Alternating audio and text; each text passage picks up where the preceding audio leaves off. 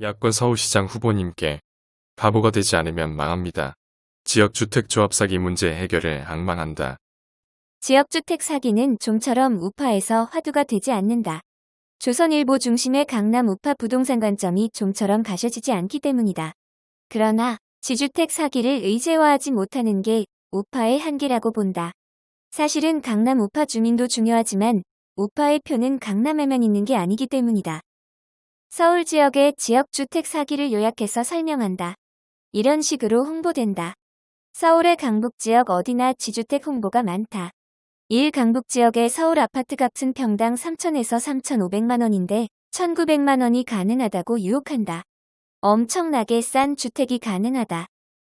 2. 대형 건설사가 시공을 맡는단다. 동호수도 지정되고 청약통장이 필요가 없단다. 3. 몇 년 안에 완공이 가능하다고 한다. 그런데 나타나는 현실을 보자. 1. 사업구역 내부의 사업구역 토지 면적에 대하여 현재의 시세의 최저 땅값으로 일제히 땅 주인이 매도한다고 가정하면 평당 2천만 원으로 사업구역을 계산하면 된다. 지역주택조합 추진위원회 검색하면 서울 지역 대다수의 지주택 추진위 계획을 본다. 계약금은 평당 1,900만 원일 때 약 1억 원이다.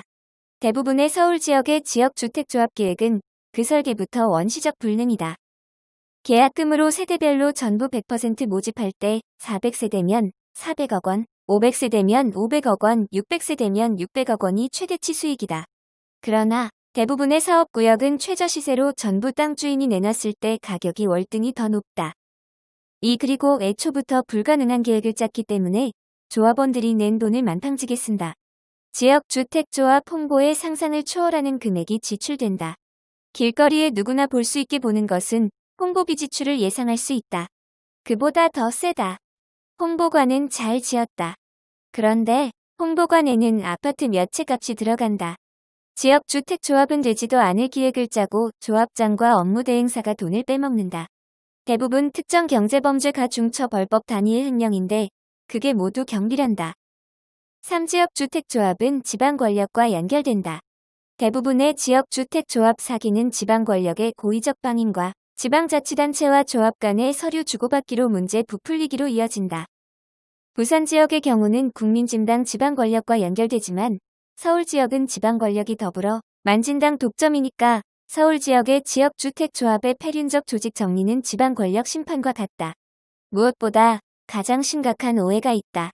시공의향사로 대기업 건설사를 홍보로 하지만 거꾸로 지역주택조합은 조합원들이 주체라는 것이다. 즉, 시공사 갑질 전행 꼭대기의 조합 업무대행사가 프로젝트 회사로 대신 빚을 져주는 상황이라는 것이다. 중도금 60% 무이자로 말하는 것은 전체의 땅을 매입할 경우에 프로젝트 파이낸싱을 한다는 이야기인데 전체의 땅을 매입을 처음부터 못하는 기획인이 불가능한 이야기다. 대부분 시공사가 필요한 단계까지 못 가고 그 이전에 조합원 납부금을 다 써버리고 조합장이 구속되거나 아니면 조합과 업무대행사 지도부가 합법적으로 조합원들에게 심판받지 않는 도망의 영역으로 간다. 이 모든 게 결국은 민중 영역의 사기 피해를 눈감는 국가지방자치단체와 주류 언론과 연결된다. 피해를 본 사람들은 울며 겨자 먹기로 로펌 변호사를 사용한다. 수백만 원을 지출하고도 승률이 100%가 되지 않는다. 왜냐? 정치권과 건설사 결탁의 법이 제어하기가 어렵기 때문이다. 그들은 처음부터 땅을 매입할 수 없는 계획을 짜고 현재에서도 가령 조합이 20-30억 원 정도가 전부인데 500억 원에서 700억 원 땅을 매입하여 아파트 신축을 할 수 있으니 믿어 달라는 흐름이다. 우리는 이러한 상황을 요약해보면 이런 결론을 들 수 있다.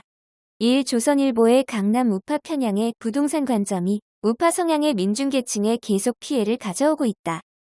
2. 은행 등 자산관리를 다루는 영역과 달리 부동산에 한해서는 고지 의무를 얼렁설렁 기술적으로 하여 사기죄 소송에서 빠져나갈 방법을 만들었으되 사실상 사기가 빈발하고 있다. 3. 지방자치관공서가 사기꾼과 한통속인 경우가 많다. 서울시장이 되면 건설 분야의 공무원은 가는 게 상식일 것이다.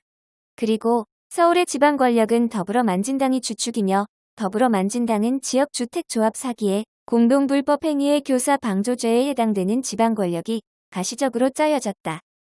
비법인 사단 상태로 끝이 날 수밖에 없는 지주택 사기의 정리는 결국은 법이 아니라 정치 권력이 신축이 산술 논리로 불가능한 사업장에 불가능을 선언해버리는 것이겠다. 그러면 재판부가 눈치를 안 보고 위법하다는 판결이 가능하다.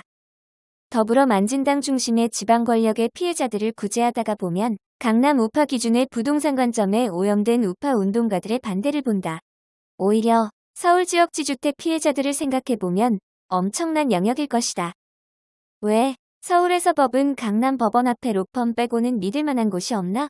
강남의 로펌은 서울법대 출신의 인류 변호사다. 전국의 지주택 피해자들이 강남으로 올라온다. 법의 사각지대에 놓인 민중이 법률 비용을 대지 못해서 자포자기하는 것을 눈감는 거짓 현명함이 넘치고 있다. 좌파가 약자일 때 민중을 위한다지만 사실은 지금은 도외시하고 있다. 강자가 됐기 때문이다. 이젠 우파가 약자를 이해해야 될 때라고 본다. 서울 보궐선거 야권 후보에 주문하고 싶다. 바보가 되시라. 지역주택조합 부패자들과 부패한 건설사끼리의 개평 먹기 문제에 대하여 반대 입장에 서시라. 결국 지주택 사기는 부동산 건달과 정치의 결합에 민중의 고열을 빨아먹는 작업이다. 이런 것을 해결하는 것은 건설사와 정치권의 연합에 반대가 되는 일이나 해결함이 마땅하다고 본다. 얼마나 서울 지역에 방대한 사기가 벌어지고 지방자치는 고의적으로 눈감나?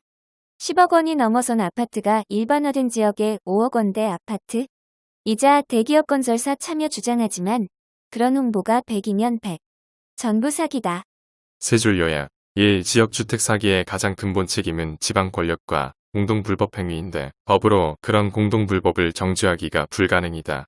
2. 지역주택 사기 해결은 지방 권력 교체와 민심을 반영한 지방 권력 건설 분야의 인력 교체다. 3. 부정한 돈을 받아먹는 부패한 인사들에 타협하지 마라. 구독, 좋아요.